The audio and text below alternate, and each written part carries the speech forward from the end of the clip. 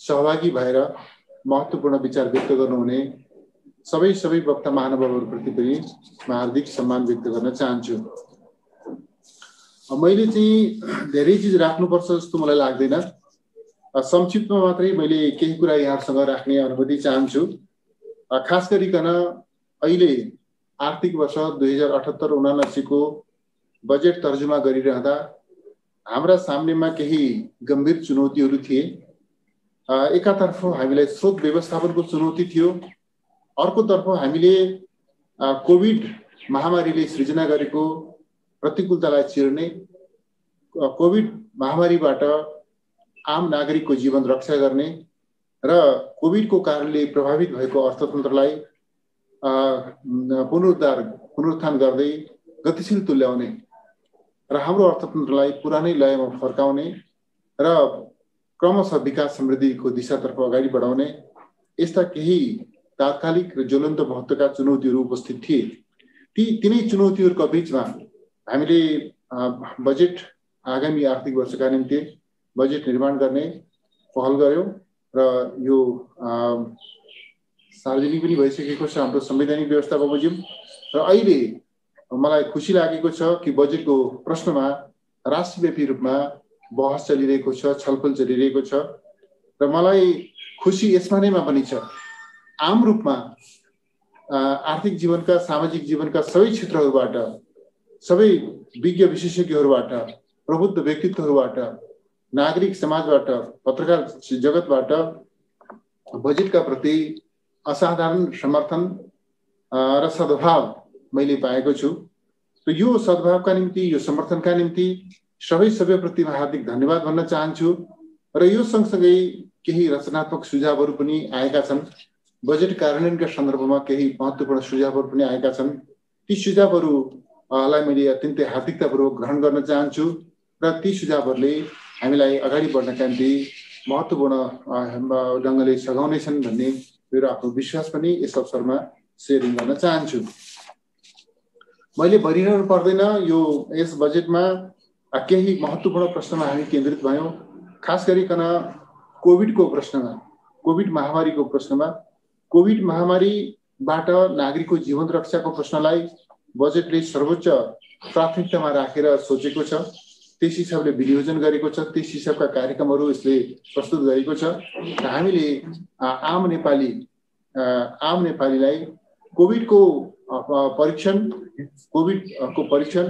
र उपचारका सन्दर्भमा निःशुल्क उपचार र निःशुल्क परीक्षणको प्रबन्ध र खास गरिकन भ्याक्सिनको माध्यमबाट सबै भ्याक्सिन सेवा, भ्याक्सिन लिनुपर्ने, भ्याक्सिन लगाउनु पर्ने सबै नेपालीलाई निःशुल्क भ्याक्सिन उपलब्ध गराउने, यस हिसाबले चाहिँ कोभिड महामारीबाट जनताको जीवन रक्षा गर्ने र भ्याक्सिनका माध्यमबाट कोभिडको संक्रमण हुन नदिने र जनताको जीवन रक्षा गर्ने यस प्रश्नमा यो बजेट केन्द्रित छ। त्यस हिसाबले कार्यक्रमहरू, त्यस हिसाबले विनियोजनहरू प्रस्तुत गरिएको छ भन्ने कुरा मैले यहाँ सप्रसङ्ग स्मरण मात्रै गर्न चाहन्छु।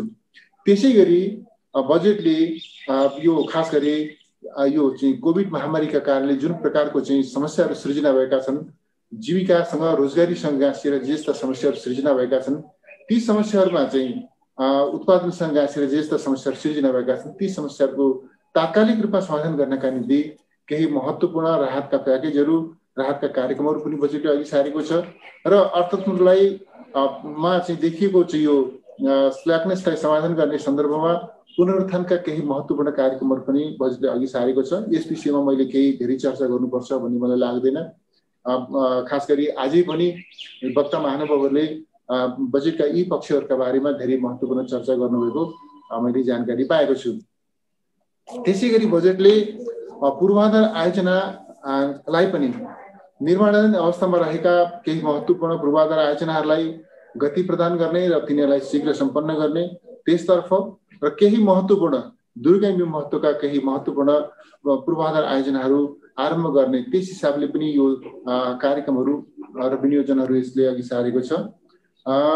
र म के ठान्दछु भने पूर्वाधार का आयोजनाहरूमा गरिने लगानीले रोजगारीका अवसरहरू सृजना गर्ने र तात्कालिक रूपमा कोभिड महामारीले सृजना गरेका चुनौतीहरूलाई सामना गर्नका पनि मद्दत पुर्याउने काम गर्दछ भन्ने विश्वासका साथमा विश्लेषणका साथमा पूर्वाधार आयोजनाहरूमा पनि यथेष्ट ध्यान दिएको र लगानी केन्द्रित गरिएको बेहोरा म यस अवसरमा स्मरण गर्न चाहन्छु।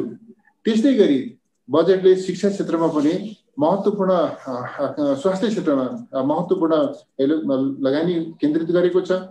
यस सन्दर्भमा म केही स्मरण गर्न चाहन्छु। हामीले कृतिपुरमा 1500 शय्याको विशिष्टीकृत अस्पताल निर्माण गर्ने 3 वर्षभित्र सम्पन्न गर्ने गरी निर्माण आरम्भ गर्ने, ताकि नेपालीहरूले गुणस्तरीय स्वास्थ्य सेवा प्राप्त गर्नका निमित्त, उपचार गर्नका निमित्त, परीक्षण गर्नका निमित्त नेपालीहरू विदेशमा जानुपर्ने अवस्था नआओस्। त्यस हिसाबले हामीले कृतिपुरमा विशिष्टीकृत अस्पताल को निर्माण आरम्भ गर्ने त्यस हिसाबले बजेटले त्यो प्रबन्ध गरेको छ। त्यसै गरी यो खास गरी यो चाहिँ दुवाकोटमा, भक्तपुरको दुवाकोटमा वीर अस्पतालको विस्तारित सेवा त्यहाँबाट प्रदान गर्ने हिसाबले अत्याधुनिक सुविधा सम्पन्न अन्तर्राष्ट्रिय मापदण्ड गुणस्तरको त्यस प्रकारको एउटा चाहिँ वीर अस्पतालको विस्तारित सेवा त्यहाँबाट प्रदान गर्ने हिसाबले हामीले पूर्वाधार निर्माणको कामलाई अगाडि बढाउने त्यो सङ्कल्प पनि बजेटले अघि सारेको छ। र 397 आधारभूत अस्पतालहरू र अरू आरम्भ हुन बाँकी रहेका अरू स्थानीय तहहरूमा पनि 5, 10 र 15 शय्याका आधारभूत अस्पतालहरू निर्माण गरेर आम नागरिकको स्वास्थ्य सेवामा सहज पहुँच र सुनिश्चित गर्ने र सहज र सुलभ ढङ्गले स्वास्थ्य सेवा प्रदान गर्ने यस प्रकारको दृष्टिकोण र योजना कार्यक्रम र एलोकेसन यो बजेटमा गरिएको छ। र स्वास्थ्य क्षेत्रमा, स्वास्थ्यको पूर्वाधारका क्षेत्रमा यो चाहिँ बजेट मुख्य रूपले केन्द्रित भएको छ भन्ने कुरा म यस प्रसङ्गमा स्मरण गर्न चाहन्छु। त्यस्तै गरी शिक्षा क्षेत्रमा पनि बजेटले केही महत्त्वपूर्ण दृष्टिकोणहरू, सङ्कल्पहरू र कार्यक्रमहरू अघि सारेको छ। हामी कोभिड महामारीले सृजना गरेको चुनौतीलाई हेक्का राख्दै वैकल्पिक सिकाइका प्रबन्धहरूतर्फ पनि केन्द्रित भएका छौँ। त्यसै गरी शैक्षिक पूर्वाधारका सन्दर्भमा यो बजेट एउटा मेरो विचारमा, मेरो विश्लेषणमा एउटा युगान्तकारी बजेट हो भन्ने म ठान्दछु। आगामी 3 वर्षभित्र सम्पूर्ण के भनेदेखि सामुदायिक विद्यालयहरू र सरकारी क्याम्पसहरूको भौतिक पूर्वाधार निर्माण सम्पन्न गरेर देशभरिका सम्पूर्ण सरकारी र सामुदायिक विद्यालयहरूको र क्याम्पसहरूको भौतिक पूर्वाधार निर्माणको काम सम्पन्न गर्ने, त्यहाँको चाहिँ विद्यार्थी सङ्ख्या, त्यहाँको चाहिँ पूर्वाधारको अवस्था र आवश्यकता यी चिजहरूलाई चाहिँ हेक्का राखिकन हामीले चाहिँ एउटा प्रोटोटाइप केन्द्रबाट प्रोटोटाइप डिजाइन गर्ने र त्यहाँ त्यही प्रोटोटाइपलाई फलो गरेर देशव्यापी रूपमा एउटै ढाँचाका शैक्षिक पूर्वाधारहरू निर्माण गर्ने। त्यहाँको आवश्यकताको अनुसार साइजमा केही ठुलो सानो हुनसक्छ, तर हामी त्यस ढङ्गले चाहिँ शैक्षिक पूर्वाधार निर्माणतर्फ केन्द्रित हुन चाहेका छौँ र देशभरि यो यस प्रकारको चाहिँ शैक्षिक पूर्वाधार निर्माणको काम 3 वर्षभित्र सम्पन्न गरेर हामी व्यवस्थापन समितिहरूमा, चाहे विद्यालयको होस्, क्याम्पसको होस्, व्यवस्थापन समितिहरूलाई पूर्वाधार निर्माणका विषयहरूमा होइन, शैक्षिक गुणस्तर सुधारका प्रश्नमा र चाहिँ दक्ष जनशक्ति उत्पादनका प्रश्नमा केन्द्रित भएर लाग्न सक्ने त्यस खालको परिस्थिति निर्माण गर्ने हिसाबले हामी शैक्षिक पूर्वाधारमा अलिकति लगानी केन्द्रित गर्ने हिसाबले राष्ट्रपति शैक्षिक सुधार कार्यक्रम अन्तर्गत लगानी केन्द्रित गर्ने हिसाबले यो बजेट प्रस्तुत भएको छ। र 3 वर्षभित्र देशभरिका सम्पूर्ण शैक्षिक संस्थाहरू, शिक्षण संस्थाहरूको पूर्वाधार निर्माण गर्ने अठोटका साथमा यो आगामी आर्थिक वर्षमा 1500 शिक्षण संस्थाहरूको पूर्वाधार निर्माण गर्ने त्यो अठोटका साथमा बजेट प्रस्तुत भएको छ। त्यसै गरी बजेटले हाम्रो शिक्षालाई अनुसन्धानमा आधारित तुल्याउनु पर्दछ। अनुसन्धानमा आधुनिक ज्ञान र विज्ञानमा आधारित भएर हाम्रो चाहिँ शिक्षा प्रणालीलाई उन्नत बनाएर लिएर जानुपर्छ भन्ने मान्यताका साथमा अनुसन्धानको विधामा पनि आवश्यक मात्रामा विनियोजन गर्ने काम यो बजेटमा गरिएको छ। त्यस्तै गरी उद्योगको क्षेत्रमा, औद्योगिकरणको क्षेत्रमा हामी खास गरिकन मुलुकलाई औद्योगिकरण गर्नेतर्फ चाहिँ यो बजेटले बढ्ता फोकस गरेको छ। हामी यो प्रादेशिक तहमा बन्दै गरेका औद्योगिक क्षेत्रहरूको पूर्वाधार निर्माणको कामलाई गतिका साथ अगाडि बढाउने, सेजहरूको चाहिँ सञ्चालनलाई माझ रहेका समस्याहरूलाई समाधान गर्ने र तिनीहरूलाई अगाडि बढाउने र औद्योगिकरणका सन्दर्भमा खास गरी निजी क्षेत्रले जुन प्रकारका समस्याहरू अहिले सामना गर्नु परिरहेको छ ती समस्यालाई ख्याल गर्दै हेक्का राख्दै सहुलियत, सुविधा, छुट जस्ता विभिन्न माध्यमद्वारा औद्योगिकरणका सन्दर्भमा प्रोत्साहन र प्रेरणा प्रदान गर्ने त्यस हिसाबले चाहिँ र लगानी गर्ने हिसाबले बजेट प्रस्तुत भएको छ। त्यस्तै गरी हामीले कृषिको क्षेत्रमा, सिंचाइको क्षेत्रमा पनि केही महत्त्वपूर्ण डिपार्चर नै हामीले गर्न चाहेका छौँ। हामीले खास गरी कमर्सियल फार्मिङलाई बजेटले विशेष रूपमा इन्करेज गर्न चाहेको छ। यो यहाँले थाहा पाइ नै सकेको विषय भयो। त्यस्तै गरी हामीले नदी पथान्तरण आयोजनाहरू, चाहे धेरै बबई डाइभर्सन आयोजनालाई सम्पन्न गर्ने, अगाडि बढाउने सन्दर्भ होस्, चाहे भर्खरै मात्रै सुरु भएको सुनकोशी मरिन बागमती डाइभर्सन आयोजनालाई अगाडि बढाउने, बहुद्देशीय आयोजनालाई अगाडि बढाउने सन्दर्भमा होस्, वा अरू पनि नदी पथान्तरण आयोजनाहरूलाई चाहिँ अगाडि बढाउँदै तिनको अध्ययन र पूर्व तयारीका कामहरू सम्पन्न गर्ने अगाडि बढाउने सन्दर्भमा खास गरी तराई मधेसमा हामीले चाहिँ सिंचाइको सुविधा विस्तार गर्दै त्यहाँ साँच्चै नै तराईलाई अन्नको भण्डारको रूपमा हामी बुझ्ने गर्छौँ। त्यहाँ हाम्रो उत्पादन र उत्पादकत्वलाई अभिवृद्धि गर्ने हिसाबले यो सिंचाइका आयोजनाहरू अगाडि बढाउने, निर्माणाधीन अवस्थामा रहेका सिंचाइ आयोजनालाई सम्पन्न गर्ने र आगामी वर्ष मात्रै हामीले 30,000 हेक्टर जमिनमा सिंचाइ सुविधा विस्तार गर्ने, तराईमा, भित्री मधेसमा र पहाडका टारहरू फाँटहरूमा र नदी किनारका चाहिँ फाँटहरूमा यस प्रकारको सिंचाइ सुविधा विस्तार गर्ने हिसाबले पनि महत्त्वपूर्ण कार्यक्रमहरू अघि सारिएको छ।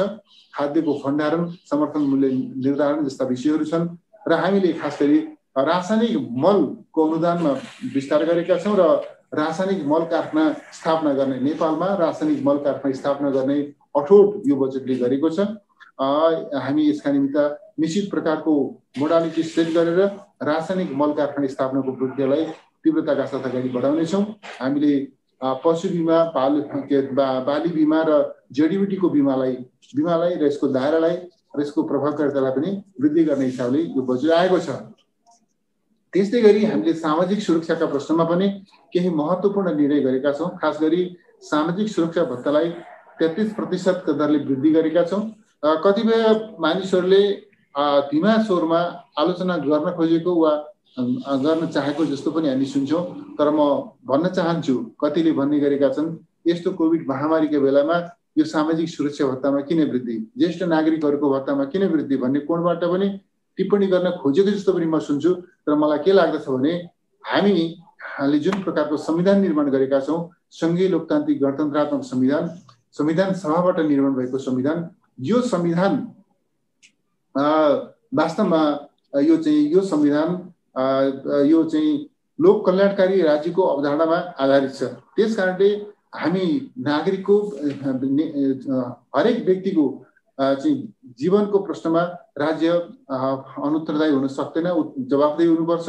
त्यसकारणले गर्भावस्थादेखि नवजात शिशुहरूको र बालबालिकाहरूको, किशोर किशोरीहरूको, उनीहरूको शिक्षाको, स्वास्थ्यको, उपचारको र ज्येष्ठ नागरिकहरू, अपाङ्गता भएका व्यक्तिहरू, असहायहरू, उनीहरूको जीवनयापनको यावत प्रश्नमा चाहिँ जवाफदेही लिन्छ। यस हिसाबले हामी जीवन चक्रमा आधारित सामाजिक सुरक्षा, हामी यो सरकार जीवन चक्रमा आधारित सामाजिक सुरक्षा प्रणालीको अवधारणामा आधारित भएर त्यो सामाजिक सुरक्षाप्रतिको दायित्व वहन गर्दै अगाडि बढेको सरकार हो। त्यस अर्थमा हामी भन्न चाहन्छौँ कि गर्भावस्थादेखि नवजात शिशुहरू, बच्चा बच्चीहरू र किशोर अवस्था र वृद्ध अवस्थामा, युवा अवस्था र वृद्ध अवस्थामा पनि मानिसको, नागरिकको जीवनको समग्र जिम्मेवारी राज्यले लिन्छ। यस अर्थमा हामी जीवन चक्रमा आधारित सामाजिक सुरक्षा प्रणालीलाई प्रवर्तन गर्दै अगाडि बढ्न चाहिरहेका छौँ। र यो सामाजिक सुरक्षा भत्ताको तात्कालिक रूपमा पनि महत्त्व के छ भनेदेखि कोभिड प्रभावित भएर जीवनयापन गर्न कठिनाइ परिरहेका नागरिकहरू, ज्येष्ठ नागरिकहरू, असहाय अशक्तहरू, एकल महिलाहरूका निमित्त समेत पनि यो सामाजिक सुरक्षा भत्ताले एउटा सकारात्मक भूमिका निर्वाह गरेको छ। त्यस दृष्टिकोणले पनि यो सामाजिक सुरक्षा भत्ताको प्रबन्ध आवश्यकता थिँदै थियो, उपयुक्त पनि छ भन्ने कुरा चाहिँ म यस अवसरमा स्मरण गर्न चाहन्छु।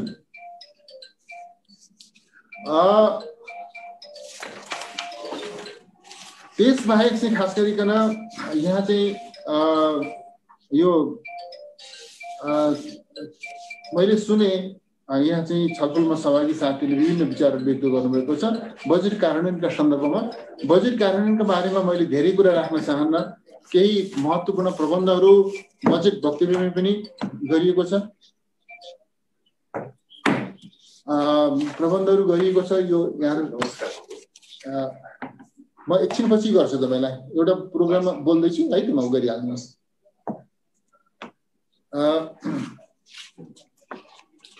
यो चाहिँ खास गरिकन बजेट कार्यान्वयनका प्रश्नमा एउटा स्पष्ट भिजनका साथमा, दृष्टिकोणका साथमा बजेट प्रस्तुत भएको छ। हामीले चाहिँ केही महत्त्वपूर्ण प्रबन्धहरू बजेटमा गरेका छौँ। एउटा त के छ भनेदेखि ठुला आयोजनाहरू, राष्ट्रिय गौरवका आयोजनाहरू, रूपान्तरणकारी आयोजनाहरू र ठुला साइजका आयोजनाहरूको कार्यान्वयनका निमित्त एउटा अलग्गै कार्यान्वयनका निमित्त एउटा अलग्गै संयन्त्र निर्माण गर्ने त्यो दृष्टिकोण बजेटले अघि सारेको छ। र त्यस्तै गरी हामी चाहिँ बजेट कार्यान्वयनका सन्दर्भमा लामो समयसम्म खास गरिकन कार्यक्रमहरू र योजनाहरूको कार्यान्वयनका सन्दर्भमा लामो समयसम्म कार्यविधि निर्माण गर्नका निम्ति समय व्यतीत गर्ने विगतको त्यसकालको पनि अभ्यासबाट हामी गुज्रिएका छौँ। त्यसर्थमा कार्यविधि निर्धारणको निमित्त लामो समय व्यतीत नहोस् भन्ने उद्देश्यका साथमा हामी यो चालु आर्थिक वर्षभित्रै कार्यविधिहरू निर्धारण गरिसक्ने, निर्माण गरिसक्ने र नयाँ आर्थिक वर्ष सुरु हुन साथ साउन 1 गतेदेखि नै बजेट कार्यान्वयनको प्रक्रियामा तीव्रताका साथ, द्रुत गतिका साथ अगाडि बढ्ने त्यो दृष्टिकोणका साथमा हामी आएका छौँ। र यस निम्ति हामीले चाहिँ खास गरिकन सम्बन्धित मन्त्रालयले, अर्थ मन्त्रालयको सहमतिमा आफ्ना मन्त्रालय मार्फतका कार्यक्रम र आयोजनाहरूको कार्यान्वयनका निमित्त कार्यविधि आफैले निर्धारण गर्न सक्ने, निर्माण गर्न सक्ने, त्यस खालको प्रबन्ध गरेर समय बचत गर्ने र समय व्यवस्थापनलाई प्रभावकारी बनाउने त्यस खालको नीति लिएका छौँ। यसले बजेट कार्यान्वयनमा स्वाभाविक रूपमा एउटा सहजता पैदा गर्नेछ भन्ने हाम्रो विश्वास छ, हाम्रो बुझाइ छ। त्यसै गरी हामीले आयोजनाहरूको कार्यान्वयनका सन्दर्भमा, कार्यक्रमहरूको कार्यान्वयनका सन्दर्भमा तयारी चरण र कार्यान्वयन चरण गरिकन यो दुईटा चरणमा विशेष गरिकन ध्यान केन्द्रित गर्नुपर्छ भन्ने मान्यतालाई पनि हामीले अघि सारेका छौँ। र बजेट कार्यान्वयनका सन्दर्भमा अर्को महत्त्वपूर्ण पक्ष तीनै तह, सङ्घीय सरकार, प्रदेश सरकार र स्थानीय तहका बीचमा जीवन्त र घनिष्ठ समन्वय र सहकारीको आवश्यकता छ। र आयोजनाहरूको छनौटमा, कार्यान्वयनमा दोहोरोपनको स्थिति नहोस् भन्ने कुरामा ध्यान दिन जरुरी छ भन्ने यो सच्चाइलाई पनि प्रस्तुत बजेटले राम्रोसँग आत्मसात गरेको छ। यसरी चाहिँ केही महत्त्वपूर्ण प्रबन्धहरू गरेर हामीले चाहिँ बजेटको कार्यान्वयन प्रक्रियालाई तीव्रता दिन सक्छौँ भन्ने मलाई लाग्दछ। र यहाँ मैले भर्खर सुने पूर्व सचिव शान्तराज सुवेदीजीले केही महत्त्वपूर्ण विचार व्यक्त गर्नुभयो भनेर सार्वजनिक खरिद ऐन, ठुला आयोजनाहरूको कार्यान्वयन र जग्गा अधिग्रहण जस्ता विषयहरू जसले गर्दा वास्तवमा आयोजनाहरूको कार्यान्वयनमा विभिन्न प्रकारका व्यवधानहरू सिर्जना हुने गरेका छन्। यस्ता प्रश्नहरूमा चाहिँ आवश्यक कानुनी बन्दोबस्त शीघ्र गर्नु पर्यो। त्यसका निमित्त यदि अहिले चाहिँ पार्लियामेन्टबाट कानुन बन्न सक्दैन भने अध्यादेशबाट ल्याएर भए पनि चिजहरू गर्नु पर्यो भन्ने कोणबाट पनि उहाँले विचार व्यक्त गर्नुभयो भनेर सुने मैले। यो अत्यन्तै महत्त्वपूर्ण विचार हो उहाँको, यसका प्रति पनि म सम्मान व्यक्त गर्न चाहन्छु। यसरी चाहिँ हामी गरिरहेका छौँ र बजेटलाई फलोअप गरेर त्यसलाई इम्प्लिमेन्टेसनमा सहजता प्रदान गर्ने गरी राष्ट्रले उपयुक्त समयमा मौद्रिक नीति अघि सार्ने नै छ। त्यस हिसाबले हामी बजेटको प्रभावकारी कार्यान्वयनतर्फ पनि हामीहरू केन्द्रित हुन चाहिरहेका छौँ। यसका साथै यो बजेटको स्वामित्व कसले लिँदा हामी आगामी वर्ष चुनावी वर्षमा रूपमा छौँ। प्रतिनिधि सभाको चुनाव हुँदैछ र सँगसँगै स्थानीय तहको पनि कार्यकाल पुरा भएर स्थानीय तहको पनि चुनाव गर्नुपर्ने वर्षमा हामी छौँ। आगामी वर्ष त्यस खालको त्यो त्यस्ता व्यवहारहरू हाम्रो सामान्यमा छन्। त्यस हिसाबले रिसोर्स मोबिलाइज गर्नुपर्ने, चुनावतर्फ केन्द्रित हुनुपर्ने अवस्था छ। बजेटको कार्यान्वयन कसले गर्ला त भन्ने कोणबाट पनि प्रश्नहरू आएको मैले सुन्छु। म यहाँसँग यो कार्यक्रम मार्फत के राख्न चाहन्छु भने निसन्देह चुनाव लोकतन्त्रको प्राण हो। हाम्रो संविधान लोकतान्त्रिक अन्तर्भुक्त सहितको संविधान हो र निर्वाचन लोकतन्त्रको प्राण हो। त्यसकारणले निर्वाचनबाट नै सरकार गठनको आदेश जनताले निर्वाचनको माध्यमबाट दिन्छन्। त्यसर्थमा निर्वाचनको महत्त्वलाई हामीले त्यही उचाइका साथ ग्रहण गर्नुपर्दछ। जहाँसम्म निर्वाचन हुँदैछ भनेर बजेट निर्माण नगर्ने, बजेट कार्यान्वयनका निम्ति पहल नगर्ने भन्ने कुरा हुन सक्दैन। निर्वाचन आउँछ, निर्वाचन सम्पन्न हुन्छ र निर्वाचनबाट नयाँ जनादेशका साथ नयाँ सरकार बन्छ। त्यो हाम्रो चाहिँ संवैधानिक प्रबन्ध नै हो। त्यो प्रबन्ध एकातिर कार्यान्वयन हुन्छ भने अर्कोतर्फ हामी बजेट निर्माण गर्ने र त्यसलाई कार्यान्वयन गर्ने प्रक्रियामा पनि अगाडि बढी नै रहेका हुन्छौँ। यी दुवै चिज सँगसँगै अगाडि बढ्छन्। एउटा गर्दा अर्को छोड्नुपर्ने वा छोड्न मिल्ने भन्ने अर्थमा हामीले बुझ्नु हुँदैन। बजेटको कार्यान्वयन र निर्वाचनको विषय एउटा छोड्नुपर्ने र एउटा समाउनु पर्ने विषय होइन, यी दुवै चिज एकसाथ अगाडि बढाउनु पर्ने विषयहरू हुन् भन्ने मलाई लाग्दछ। र सरकारलाई हामीले निरन्तरतामा बुझ्नुपर्दछ। सरकार विहीन अवस्था, भ्याकुमको अवस्थाको हामी परिकल्पना गर्दैनौँ। हाम्रो संविधानले त्यस्तो अवस्थाको परिकल्पना गरेको छैन। त्यसकारणले सरकारलाई निरन्तरतामा बुझ्नुपर्दछ र सरकारको बजेटलाई पनि हामीले निरन्तरतामा बुझ्नुपर्दछ। त्यसकारणले वर्तमान सरकार यो बजेट कार्यान्वयन गर्नका निम्ति सङ्कल्पबद्ध छ र यो बजेट कार्यान्वयन हुन्छ भन्ने मान्यतामा विश्वास गर्दछ र त्यस हिसाबले पहल कदमी लिने कुरामा विश्वास गर्दछ। यिनै कुराहरू यहाँहरूसँग राखेर म चाहिँ खास गरिकन यो बजेट कार्यान्वयनका सिलसिलामा म फेरि पनि भन्न चाहन्छु, धेरै के भनेदेखि सुझावहरू, टिप्पणीहरू मैले चाहिँ प्राप्त गरेको छु। यस बिचमा मूलत एउटा विषम परिस्थितिमा, प्रतिकूल परिस्थितिमा, कोभिड महामारीले सृजना गरेको अत्यन्तै ठुलो चुनौतीका बिचमा पनि समस्या केन्द्रित भएर समाधानका निमित्त उपयुक्त विकल्पहरू सहित उपयुक्त प्रकारको विनियोजन र विन्यास सहित यो बजेट आएको छ भनेर चाहिँ जुन ढङ्गले चाहिँ विविध क्षेत्रबाट, निजी क्षेत्रबाट, सहकारी क्षेत्रबाट, सामुदायिक क्षेत्रबाट र विभिन्न समुदायहरूबाट जुन प्रकारको रेस्पोन्स, आर्थिक सामाजिक जीवनका विभिन्न विधाबाट जुन प्रकारको रेस्पोन्स मैले सुन्न पाएको छु, यसका प्रति म खुसी व्यक्त गर्न चाहन्छु।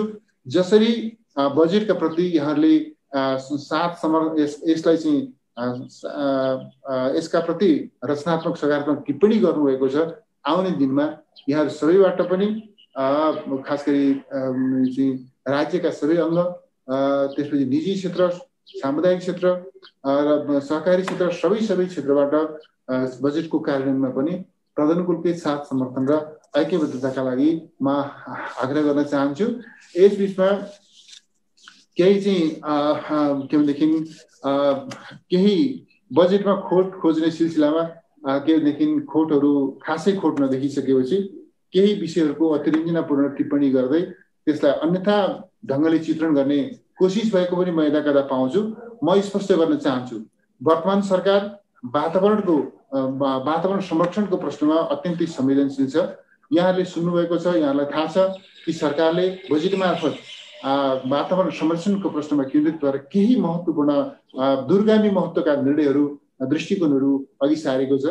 यहाँलाई थाहा छ 40 माइक्रोनभन्दा पातलो प्लास्टिक र प्लास्टिक जन्य उत्पादन, आयात, निर्यात, उपभोग, बिक्री, वितरणमा चाहिँ सरकारले रोक लगाएको छ र 40 माइक्रोनभन्दा पातलो प्लास्टिक रिसाइक्लिङ गर्न मिल्दैन भन्ने दृष्टिकोणको साथ त्यो गरेको छ।